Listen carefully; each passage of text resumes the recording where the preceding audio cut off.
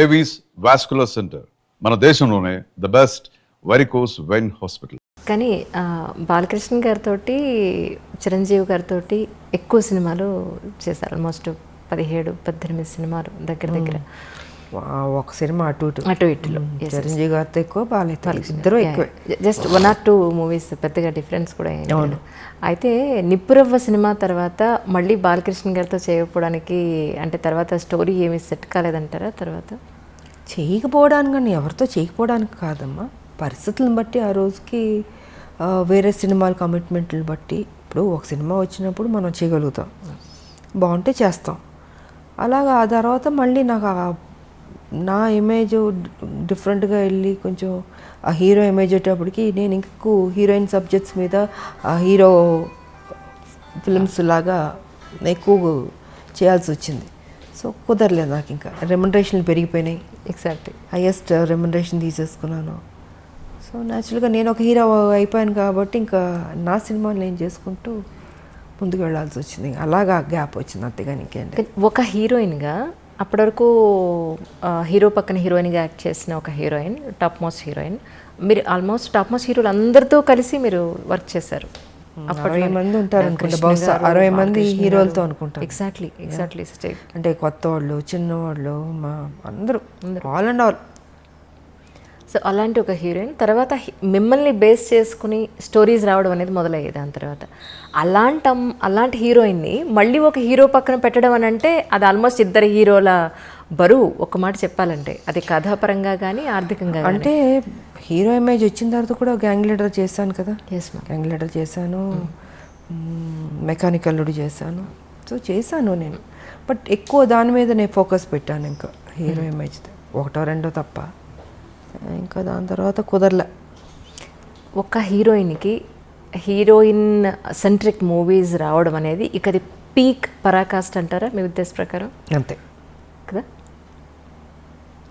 నేనే ఊహించుకోలేదు అసలు నా లైఫ్లో ఇలాగ ఒక హీరో ఇమేజ్ వస్తుంది, నేను యాక్షన్ సినిమాలు చేస్తాను, ఎంత రిస్క్ తీసుకుంటాను, ఎంత హైయెస్ట్ పేడ్ హీరోయిన్ అవుతాను, నేను నా లైఫ్లో నేను ఊహించలేదు. నిజంగా అది గాడ్ గిఫ్ట్ అనే చెప్పాలి. ఇప్పటికి ఇది ఎలా జరిగిందో నేను అనుకుంటాను అప్పుడప్పుడు కూర్చున్నప్పుడు. ఇది నిజమేనా, ఇది అంత మాయా? ఒక్కోసారి బట్ అది మాయే. లైఫ్ అంటే మాయే, ఏం ఉండదు.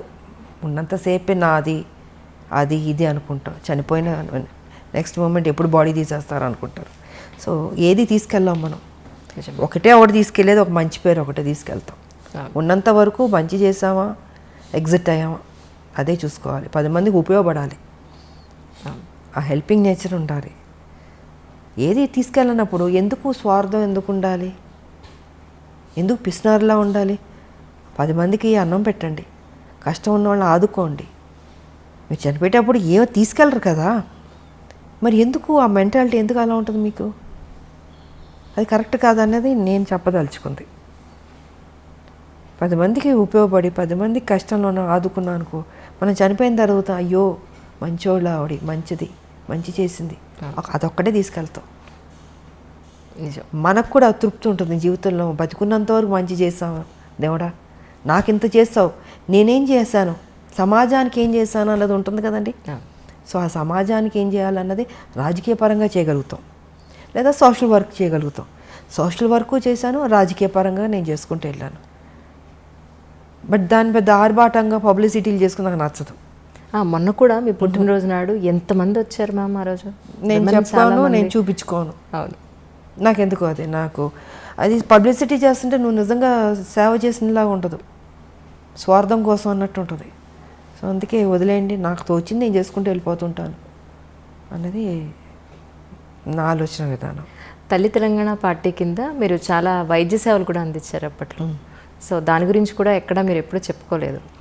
అదే నేను చెప్పనమ్మా, చదివించేవాళ్ళని చదివిస్తాం, ఇంకా ఆర్థిక పరంగా అందిస్తాం, ఇవి చాలా రకరకాలు ఉంటాయి, మళ్ళీ చెప్పుకోవడం ఎందుకు, వేస్ట్. సో నాకు తృప్తి, నా జీవితంలో ఇది ఒక మంచి చేస్తాను, ఒక చిన్న సాటిస్ఫాక్షన్. నాకు ఎవరికైనా ఏదైనా చేస్తే ఎందుకో తెలియదు, ఒక ఆనందం వస్తుంది. నాకు చేసుకోవడం కన్నా ఎదుటోళ్ళు చేస్తే సంతోషపడతాను నేను. సో నా లైఫ్ పద్ధతి అది.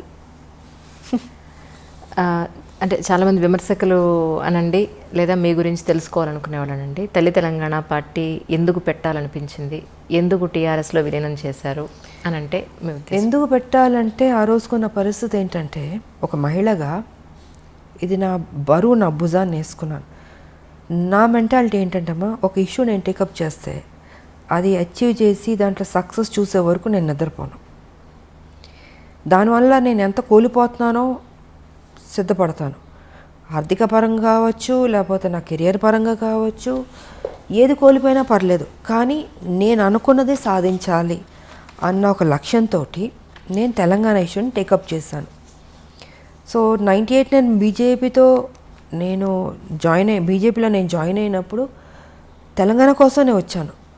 ఆ రోజుకున్న నాకు ఆఫర్స్ కానీ కంటెస్ట్ చేయమన్నా కానీ, లేకపోతే ఆ రోజు అధికారంలోకి వచ్చింది బీజేపీ, నేను మంత్రిని అయి ఉండేదాన్ని. నాకు లేనిది లేదు, అన్నీ ఉన్నాయి, నాకు అన్నీ ఆఫర్స్ చేశారు. కానీ ఇది కాదు కదా, ఒక ఉద్యమం, ఒక తెలంగాణ స్టేట్ అన్నది చాలా పెద్ద విషయం. అది ఒక మహిళగా నేను అది ఉన్నది ఆల్రెడీ ఉంది, దాన్ని బతికిద్దాం, దాన్ని తీసుకొద్దాం బయటికి, దాన్ని అచీవ్ చేద్దాం అన్న దీంతో ఆ రోజు నేను ఆ నిర్ణయం తీసుకుని చేసుకుంటూ వచ్చాను.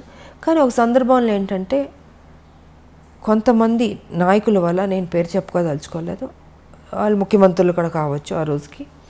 సో వాళ్ళు ఏంటంటే ఈ తెలంగాణ రావడం వాళ్ళకి ఇష్టం లేదు. సో దీనివల్ల నేను ఆ రోజుకి ఉన్న పరిస్థితికి నేను పార్టీ విడిచి బయటకు రావాల్సి వచ్చింది. చెప్పాలంటే కూడా చెప్పచ్చు, it's because of TDP. Chandrababu గారు ఆ రోజు పరిస్థితిలో వాళ్ళు అలయన్స్లో ఉన్నారు అందరూ.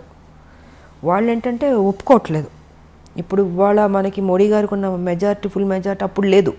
Number of alliance partners, ADMK కావచ్చు, డిఎంకే కావచ్చు, మన అదేంటి టీడీపీ కావచ్చు, ఇలా నెంబర్ ఆఫ్ పార్టీస్ ఉంది. కాబట్టి అదేంటంటే అవుట్ ఆఫ్ ద వే వెళ్ళి ఇవ్వాలి.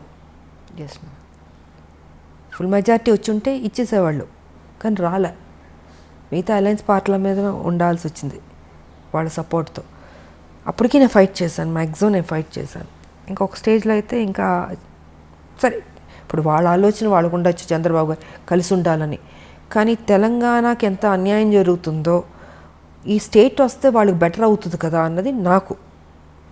Yes ma'am. 69 ఉద్యమం తీసుకున్నా, ఇంతకుముందు అనేక మంది త్యాగాలు చేశారు, కొట్లాడారు. కానీ ఎక్కడో చోట ఆగింది, మళ్ళీ దానికి ప్రాణం పోయాలి, మళ్ళీ ముందుకు తీసుకెళ్ళాలి అనేది నా ఆలోచన.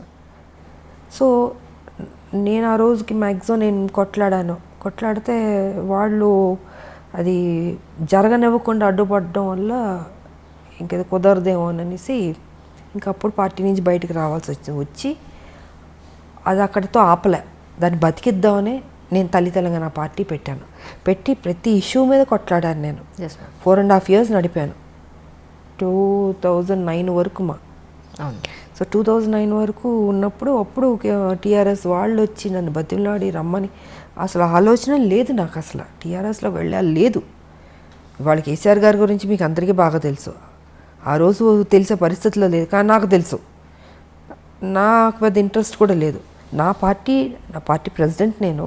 4.5 years నుంచి ప్రతి ఇష్యూస్, రైతులు కావచ్చు, స్థానికుల ఉద్యోగాలు కావచ్చు, మూసీ నది కావచ్చు, విష జ్వరాలు కావచ్చు, కరెంటు కావచ్చు, యువకుల ఇష్యూ కావచ్చు, ఉద్యోగస్తులు కావచ్చు, ఇవన్నీ ఇష్యూస్ ఒకటి కాదు. ఇంత కొట్లాడుతూ దూకుడుతూ వెళ్తున్నప్పుడు అప్పుడు వైఎస్ రాజశేఖర రెడ్డి గారు వీళ్ళందరూ అమ్మో ఈ అమ్మాయి బాగా దూకుడు మీద వెళ్తుంది అంటే బాగా చేస్తున్నాను నేను, నా డ్యూటీ నేను కరెక్ట్గా చేస్తున్నాను. Correct. So And for more videos, Please subscribe to iDream. Please subscribe to iDream. Please subscribe iDream. And please subscribe to iDream.